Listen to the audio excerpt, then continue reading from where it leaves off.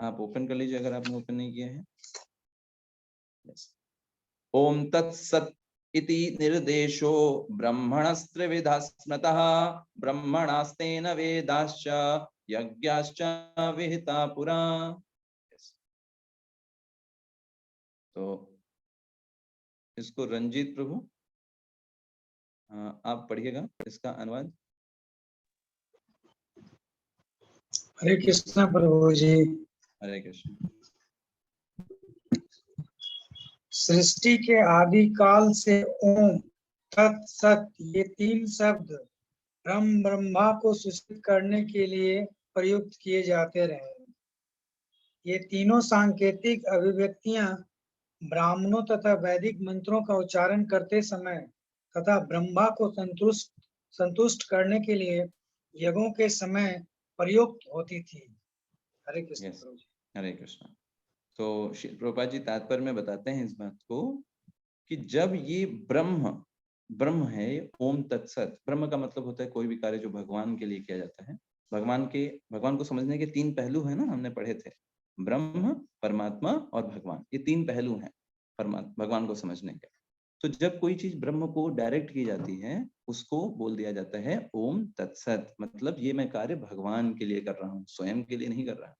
तो वो कार्य अपने आप ही शुद्ध सत्व में पहुंच जाता है, क्योंकि आपने अपने लिए नहीं किया, वो किसकी प्रसन्नता के लिए किया, भगवान की प्रसन्नता के लिए। वो तीनों गुणों से पार हो जाता है और वो दिव्य स्तर पर पहुंच जाता है। उसका फिर कोई कर्म फल आपको प्राप्त नहीं होता या कोई भौतिक फल प्राप्त नहीं होता। चाहे आपने वो किसी प्रकार का दान दिया, कोई तपस्या किया, कोई आपने यज्ञ किया, या किसी प्रकार का वो आहार है, वो शुद्ध सत्व में होने के कारण उसका कर्म फल आपको नहीं लगता है। तो आदि काल में क्या होता था, ओम तत्सत ये तीन शब्द ये प्रयोग किए जाते थे ब्राह्मणों द्वारा वैदिक उच्चारण करते समय, इसलिए ताकि भगवान को संतुष्टि प्राप्त हो। ओम तत्सत। तो ओम क्या है जान लेते हैं।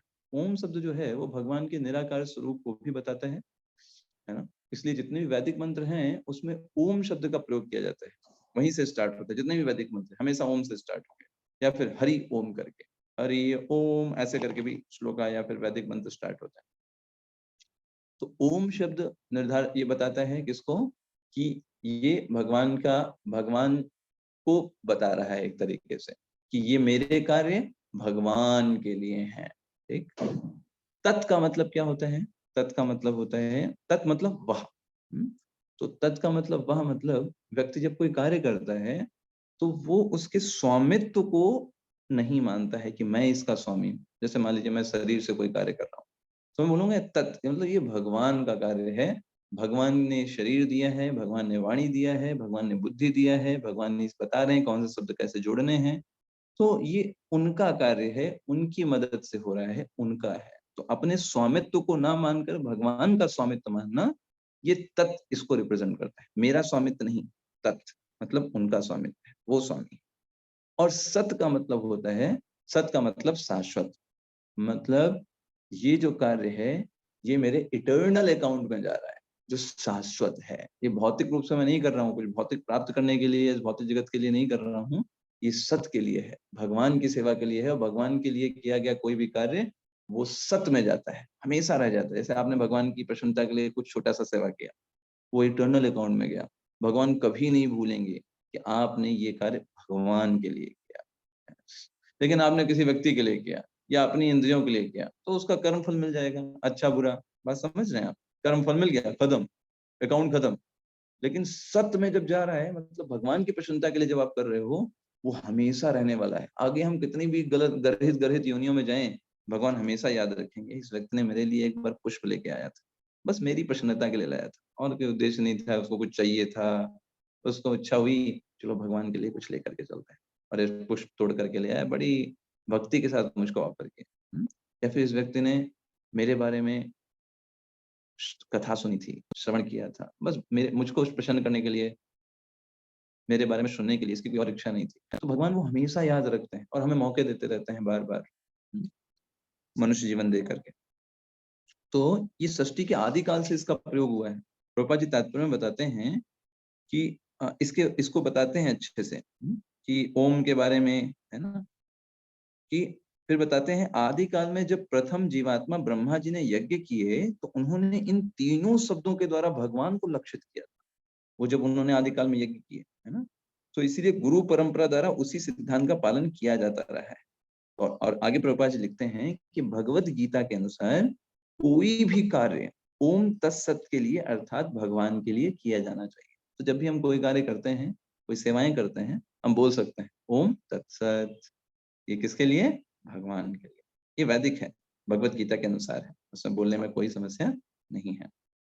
जय पताका महाराज कभी कभी देखेंगे कि वो लेक्चर देते हैं, लेक्चर देने के बाद पूरा लेक्चर दे दिया, लास्ट में वो कह देते हैं ओम तत्सत। जितना भी एनर्जी थी, जो भी सेवा में लगा, वो सब कुछ किसके लिए? भगवान के लिए, इधर के लिए कुछ नहीं, यहाँ कुछ नहीं चाहिए। अगला श्लोक देखते हैं। देखिए यही प्रभुपाद जी ने लास्ट में लिखा भी है कि ऐसी दिव्य विधि से कर्म करने में शक्ति का क्षय नहीं होता। यस, वो वास्तव में शक्ति आपकी हमेशा के लिए होगी। तस्मात् ओम इत्युदाहृत्य यज्ञदान तपा क्रिया प्रवर्तन्ते विधानोक्ता सततम ब्रह्मवादिनाम। अपर्णा माता जी पढ़िएगा अनुवाद। हरे कृष्णा प्रभु जी। हरे कृष्णा। हरे कृष्णा। अतएव योगी जन ब्रह्म की प्राप्ति के लिए शास्त्रीय विधि के अनुसार यज्ञ, दान तथा तप की समस्त क्रियाओं का शुभारंभ सदैव ओम से करते हैं। हरे कृष्णा प्रभु जी। हरे कृष्ण। यस, तो प्रभुपाद जी तात्पर्य में बताते हैं ओम तद विष्णु परमम पदम, ऋग्वेद का वाक्य है कि विष्णु के चरण कमल परम भक्ति के आश्रय हैं। इसलिए भगवान के लिए संपन्न हर एक क्रिया को, सारे कार्य क्षेत्र की सिद्धि निश्चित कर देती है। जितना भी कार्य हम करें, अगर हमारा उद्देश्य उन भगवान को है तो वो सारे कार्य जो होते हैं वो सिद्ध हो जाते हैं। तदित्यनभिसंधाय फलम यज्ञ तपः क्रिया दान क्रियाश्च विविधा क्रियन्ते मोक्षकांक्षिभिः। तो अरुण कुमार सक्सेना प्रभु आप पढ़ेंगे अनुवाद। अरुण कुमार सक्सेना प्रभु जी। यस प्रभु पढ़ रहा हूँ।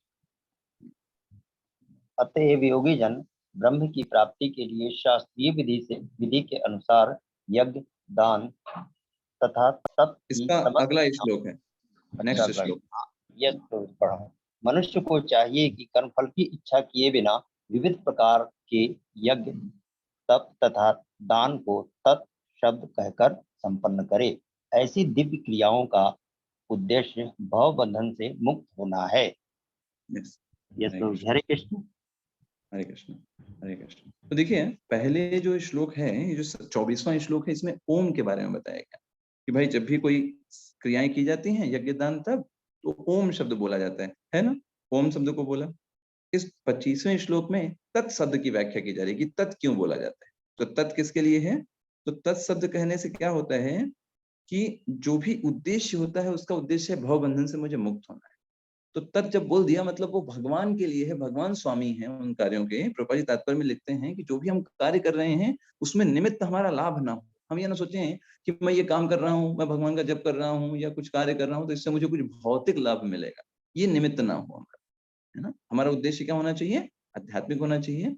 और तत् मतलब वो भगवान के स्वामित्व को दर्शित करना चाहिए। सद्भावे साधु भावे च सदित्ते तत्प्रयुज्यते प्रशस्ते कर्मणि तथा सक्षब्दः पार्थ युज्यते यज्ञे तपसि दाने च स्थितिः सदति चोच्यते कर्म चैव तदर्थीयं सदित्ते वा विधीयते। यस, विद्या देवी माता जी आप पढ़िएगा अनुवाद। हरे कृष्णा प्रभु जी। हरे कृष्ण। परम सत्य भक्ति में यज्ञ का लक्ष्य है और उसे सत शब्द से अभिहित किया जाता है। हे पृथा पुत्र, ऐसे यज्ञ का संपन्न करता भी सत कहलाता है। जिस प्रकार यज्ञ, तप तथा दान के सारे कर्म भी जो परम पुरुष को प्रसन्न करने के लिए संपन्न किए जाते हैं, सत है। हरे कृष्णा। हरे कृष्णा। यस, तो भगवान यहाँ पर सत शब्द का एक्सप्लेनेशन कर रहे हैं। यहाँ पर देखिए 24वें श्लोक में भगवान ने ओम को बताया 25वें में तत् को बताया और 26 और 27 में सत शब्द को एक्सप्लेन कर रहे हैं। वो ये कह रहे हैं कि प्रभुपाद जी देखिए इसको स्पष्ट करते हैं कि व्यक्ति जब से जन्म लेता है, जन्म लेने से पहले ही गर्भाधान संस्कार होता है।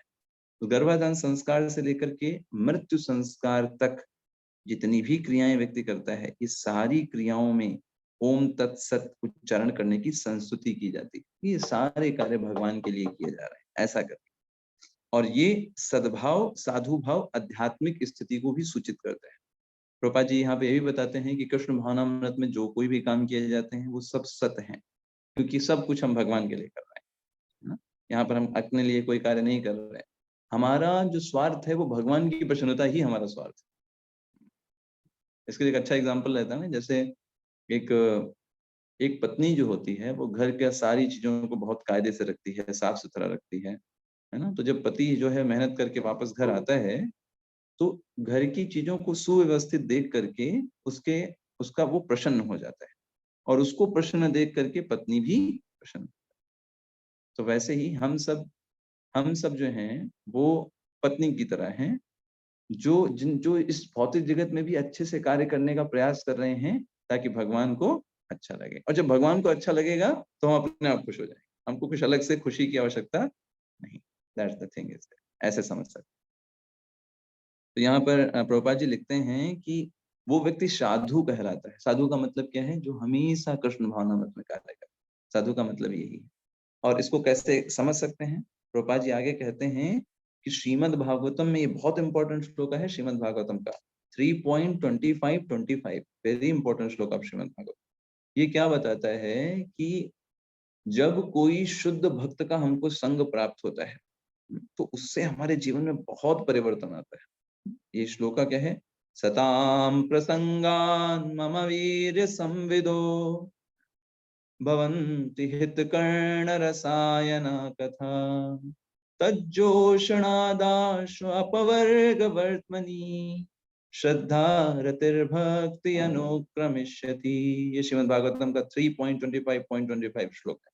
ये बताता है सताम प्रसंगा मम वीर संविदो। जब भगवान के प्रसंगों को हम शुद्ध भक्त के माध्यम से सुनते हैं, ये कपिल देव अपनी माता देवहूति को इंस्ट्रक्शन कर रहे हैं कि भगवान के कथाओं को उनके ही भक्तों के माध्यम से, सताम प्रसंगान, सत्य जो साधु लोग हैं उनके माध्यम से सुनना चाहिए। उससे क्या होगा? भवन्ति हितकर्ण रसायन कथा। भगवान की जो कथाएं हैं, भगवान के जो वाक्य हैं, वो हृदय में जैसे रसायन होता है वैसे बहुत भाने वाले लगते हैं हृदय को, क्योंकि शुद्ध भक्त हैं वो उनको उस तरीके से बताते हैं। और उससे क्या होगा? व्यक्ति मुक्ति की ओर अग्रसर होता है। उसके अंदर 3 चीजों का विकास होता है, श्रद्धा, रति और भक्ति। इन 3 चीजों में विकास हो जाता है उस जो व्यक्ति उसको श्रवण करता है शुद्ध भक्तों के माध्यम से भगवान की कथाएं। तो इसलिए सत भगवान के भक्तों को भी बोला जाता है क्योंकि वो हमेशा कंटिन्यूअस भगवान की सेवा में लगे हुए हैं। और सत शब्द भगवान की शाश्वता को भी रिप्रेजेंट करता है, उनको भी डायरेक्ट करता है। अश्रद्धया हुतम दत्तम तपस्तप्तम कृतम च यत् असदित्युच्यते पार्थ नाचा तत्प्रेयनो इह। तो इसको पढ़िएगा, बीनू माता जी पढ़िएगा। बीनू माता जी अनुवाद पढ़ सकते हैं? जी प्रभु जी। हे पार्थ, श्रद्धा के बिना यज्ञ, दान तथा तप के रूप में जो भी किया जाता है वह नश्वर है, वह असत कहलाता है और इस जन्म तथा अगले जन्म दोनों में ही व्यर्थ जाता है। हरे कृष्ण प्रभु जी।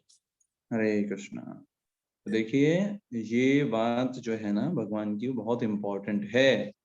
क्यों इम्पोर्टेंट है? भगवान ने क्या बोला? अगर श्रद्धा नहीं है तो जो भी परिणाम है वो सब नश्वर हो जाता है, सब नष्ट हो जाता है। अगर आपकी श्रद्धा नहीं है तो चाहे आप बहुत बड़ा व्रत करिए, चाहे आप बहुत बहुत तीर्थ याटन कराइए, बहुत सब चारों धाम घुमाइए, है ना, ये सब इसी जगत में नष्ट हो जाएगा। आगे कंटिन्यू नहीं कर पाएंगे आप। क्यों? क्योंकि आपको श्रद्धा नहीं है भगवान में श्रद्धा होगी तो एक छोटी सी सेवा भी वो इटर्नल अकाउंट में जाएगी, हमेशा भगवान याद रखें, क्योंकि भगवान के ऊपर फेथ रख करके आपने कार्य किया है। लेकिन आपके अंदर श्रद्धा नहीं है, किसी के कहने पर ऐसे ही बिना किसी श्रद्धा के भगवान से प्रेम नहीं है ना, तो भगवान उसको उतना अच्छे से स्वीकार नहीं करते। इसलिए श्रद्धा जो है वो भक्ति का आधार है। बिना श्रद्धा के हम कहीं कुछ नहीं कर सकते। भक्ति क्या करें? भौतिक जगत में भी अगर श्रद्धा नहीं है, आप कुछ नहीं कर सकते। आपको श्रद्धा होती है तभी आप कुछ भौतिक जगत में भी कुछ काम कर पाते हो। आपको श्रद्धा है तभी आप किसी कॉलेज में 4 साल पढ़ाई करते हो। श्रद्धा है भाई कि इस कॉलेज की पढ़ाई काम आएगी, तभी ना करते हैं, है ना? आप बात को समझ रहे हैं ना? जब श्रद्धा नहीं होती है तो भौतिक जगत में भी हम काम नहीं कर सकते कुछ। आध्यात्मिकता की क्या बात है? अभी मान लीजिए हम श्रद्धा है हमारे अंदर भगवद गीता के प्रति, तभी ना हम भगवद गीता को बोल रहे हैं, पढ़ रहे हैं। वरना क्यों हम इतना समय सोचें, अरे हम इतना समय क्यों भगवद गीता पढ़ें, ये तो सामान्य पुस्तक है ना? हमें श्रद्धा है भगवान के वाक्य, मैनुअल ऑफ लाइफ। भगवान ने हमको बताया है कैसे जीना है, ये सिखाया है, वो चीज हमको सिखाई, इसलिए हम इतना समय इसमें लगा रहे हैं ना, इसको अच्छे से पढ़ करके प्रभुपाद जी के तात्पर्यों को पढ़ने का प्रयास कर रहे हैं, है ना? वरना सामान्य जो व्यक्ति श्रद्धा नहीं रखता है उसके लिए जस्ट एक किताब है। बाकी सब किताबें हैं, हैरी पॉटर, है ना, और सुपरमैन, स्पाइडरमैन, ऐसा ये भी एक सिंपल सी कोई पुस्तक, दैट्स ऑल। श्रद्धा नहीं होगी, परिणाम नहीं आएगा, नष्ट हो जाएगा। कितनी बार गीता पढ़ ले, गीता को नॉवेल की तरह पढ़ लेगा, खत्म कर देगा, कोई फायदा नहीं होगा उससे, श्रद्धा ना होने के कारण। अगर श्रद्धा होगी वो एक श्लोक भी पढ़ेगा, उसको अपने जीवन में उतारेगा और उसमें परिवर्तन देखने को पाएगा। That's the thing. श्रद्धा होगी तो विदेश के लोग भी इतने महान भक्त बन जाएंगे शील प्रभुपाद जी का संग करके, श्रद्धा के कारण। और श्रद्धा नहीं होगी तो इसी भारत में रह करके भी, सनातन धर्म में रह करके भी, है ना, वो उसके विरोध में काम करेंगे, श्रद्धा नहीं होने के कारण। तो श्रद्धा एक पूंजी है भक्तों की, हमेशा उसको संजो करके रखना चाहिए, कभी भी इसको गिरने नहीं देना चाहिए। श्रद्धा कभी कभी क्या देखा जाता है, जब कोई व्यक्ति, जब कोई अपने आप को लौकिक श्रद्धा डेवलप कर लेता है ना, वो अच्छी नहीं। आप इस बात को हमेशा समझिए, व्यक्ति इंपॉर्टेंट कोई क्यों है? क्योंकि शास्त्र को फॉलो कर रहा है इसलिए। व्यक्ति केंद्र नहीं है, भगवान को हमेशा केंद्र में रखना चाहिए। हम किसको फॉलो कर रहे हैं? भगवान को फॉलो करते हैं, किसी व्यक्ति को फॉलो नहीं करते हैं। क्योंकि व्यक्ति जो है वो, उसका कभी भी पतन हो सकता है। उसके मान लीजिए पिछले कर्मफल कुछ ऐसे हों, वो कर्मफल एक्टिव हो जाएं, उस व्यक्ति का पतन हो सकता है ना? हो सकता है अभी वो बहुत अच्छे से कर रहा हो, लेकिन उसके पिछले कर्मफल एक्टिव हो गए, उसका पतन हो सकता है। लेकिन अगर आपकी लौकिक श्रद्धा होगी तो उस व्यक्ति का पतन होने के साथ आपका भी पतन हो जाएगा। आप बोलोगे अरे ये व्यक्ति अभी नहीं अच्छे से कर रहा है तो हम क्यों कराएं?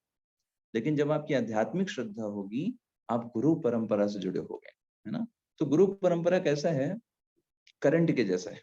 आप करंट जानते हैं ना, करंट कैसा होता है कि अलग अलग हाइडल से वो करंट आ रहा है। तो करंट आ रहा है, जो जिसको करंट चाहिए वो लाइन में लगा रहे। अगर लाइन से हटेंगे तो फिर करंट नहीं मिलेगा। Same thing is that. चाहे कोई भी हो, बहुत बड़ा भक्त हो, बहुत सालों से, 50 सालों से प्रैक्टिस कर रहा है ना, लेकिन अगर अभी वो प्रैक्टिस नहीं कर रहा है, नहीं करेगा, तो फिर बाहर हो जाएगा। इट डज नॉट इवन कि कोई 50 साल से कर रहा है, 25 साल से। यस, तो बी प्रैक्टिकल। हमें समझना होगा कि वो गुरु परंपरा जो भगवत गीता आ रही है वो इम्पोर्टेंट है। और कोई व्यक्ति को हम क्यों महत्व देते हैं? क्योंकि वो उस इंस्ट्रक्शंस को फॉलो कर रहा है। दैट्स व्हाई हम उससे इंस्पिरेशन लेते हैं, उसको आदर्श मान करके सीखते हैं। लेकिन अगर वो व्यक्ति उन आदर्शों को हटा दे, कुछ गलत बताने लगे, कुछ गलत सिखाने लगे, तो वो व्यक्ति को हम इंस्पिरेशन नहीं लेंगे। ऐसा नहीं है कि उस व्यक्ति के प्रति आदर्श नहीं, भावना नहीं है, या फिर हमारे अंदर ग्रेटिट्यूड नहीं। ग्रेटिट्यूड है, इसलिए ग्रेटिट्यूड है क्योंकि उसने शास्त्रों को अच्छे से हम तक पहुंचाया। लेकिन अभी वो शास्त्रों को नहीं फॉलो कर रहा है या कुछ गलत बता रहा है, तो उसको हम फॉलो नहीं करेंगे। ये बुद्धिमानी हमारे अंदर होनी चाहिए, तब उसको बोलते हैं वास्तविक श्रद्धा। तब आपकी श्रद्धा वास्तविक रूप से शास्त्रों में। इसलिए हमेशा ट्राइपॉड रहता है, 3, साधु, गुरु, शास्त्र। इसमें कोई भी इंडिपेंडेंट नहीं, हमेशा तीनों को चेक करते रहना चाहिए। तो इस तरीके से हम वास्तविक श्रद्धा को डेवलप करते हैं। लेकिन आप देखिए समाज में क्या होता है, लोग बहुत जल्दी लौकिक श्रद्धा में फंस जाते हैं। वो किसी व्यक्ति को इंपॉर्टेंट करके शास्त्रों को पीछे करके ले जाते हैं। देखिए भगवान इसलिए कितना 16 चैप्टर में प्रमाण कहते हैं शास्त्र को आप सेंटर में रखो, ठीक है? यस, इसलिए बोलते हैं भगवान क्योंकि जब हम बहुत ज्यादा किसी व्यक्ति से इमोशनली कनेक्ट हो जाएंगे और हम इतना ज्यादा उससे इमोशनली कनेक्ट हो गए कि शास्त्र के अगर गलत भी कोई व्यक्ति बोल रहा है या कुछ गलत करने को बोल रहा है, हम कहते हैं नहीं नहीं, ये व्यक्ति सही बोल रहा है, शास्त्र गलत हो सकता है, तब वहां पर समस्या आ जाती है। तो हमेशा हमको समझना है गुरु साधु शास्त्र ये ट्राइपॉड है और हमेशा हमें इंटेलिजेंटली वर्क करना चाहिए। प्रभुपाद जी से एक बार व्यक्ति ने पूछा, प्रभुपाद जी कहा जाता है कि गुरु को सरेंडर करना चाहिए, गुरु को हमें शरण में जाना चाहिए, लेकिन अगर गुरु ही गड़बड़ निकल गया तो प्रभुपाद जी ने क्या बोला उसका रिप्लाई? प्रभुपाद जी ने कहा ये कहा जाता है कि गुरु को समर्पण करो, ये नहीं कहा जाता है कि बुद्धि को समर्पण करो। हमेशा अपनी बुद्धि खुली रखनी चाहिए, है ना, बुद्धि हमेशा खुली रखनी चाहिए क्योंकि हम कलयुग में हैं, है ना। यस, और इस बात को हमको प्रैक्टिकली समझना चाहिए। यहाँ पर जो कोई भी आध्यात्मिक रूप से प्रैक्टिस कर रहे हैं, ऐसा समझिए कि वो युद्ध कर रहा है ना। That person is doing battle. आसान नहीं है यहाँ पर अपने आप को बचा के रख पाना। तो उसी प्रकार से वो बैटल कर रहा है और बैटल करने में कोई भी व्यक्ति कभी भी क्षतिग्रस्त हो सकता है। आप ये नहीं कर सकते कि हम 10 साल से स्टेन गन लेकर के खड़े हैं, युद्ध कर रहे हैं तो हमको गोली नहीं लग सकती। आपने थोड़ी सी असावधानी बरती, कभी भी कोई भी व्यक्ति गिर सकता है। वो ये नहीं देखेगा गोली कह रहे ये 10 साल से, अच्छा 10 साल से प्रैक्टिस कर रहा है क्या, इसको छोड़ देते हैं, 20 साल वाले को या फिर 5 साल वाले को पकड़ेंगे, ऐसा नहीं होता। जो कोई असावधान रहेगा, चाहे वो 10 साल का सीनियर हो, बहुत सीनियर हो, या फिर अभी नया नया हो, असावधानी हटी दुर्घटना सॉरी सावधानी घटी, असावधानी तो उसका ही पर, सावधानी हटी दुर्घटना। वैसा वो प्रिंसिपल है आध्यात्मिक जीवन। तो हमेशा सतर्क रहना चाहिए, अपने आप को बचा के रखना चाहिए और साथ साथ में अपनी श्रद्धा को गुरु परंपरा से, शास्त्रों के माध्यम से किसी व्यक्ति में रखनी चाहिए, उससे जोड़ करके, तब वो वास्तविक श्रद्धा होती है। अदरवाइज हम लौकिक श्रद्धा से नुकसान होगा। चलिए तो अभी हम यहीं पे विराम देते हैं आज की क्लास को। हमने ये समझा कैसे ओम तत्सत के बारे में और साथ साथ में इसको भी समझा कि कैसे आप वास्तविक श्रद्धा रखें और उसके माध्यम से अपने जीवन में हमेशा प्रगति करते रहे। कोई व्यवधान न है हमारी भगवत सेवा में, किसी व्यक्ति के जाने से या ऐसे करने से हमारी श्रद्धा में कमी ना। हरे कृष्णा, सभी को दंडवत प्रणाम। हरे कृष्ण। हरे कृष्णा प्रभु जी। हरे कृष्णा प्रभु जी। प्रभु जी हरे कृष्णा प्रभु जी, दंडवत प्रणाम।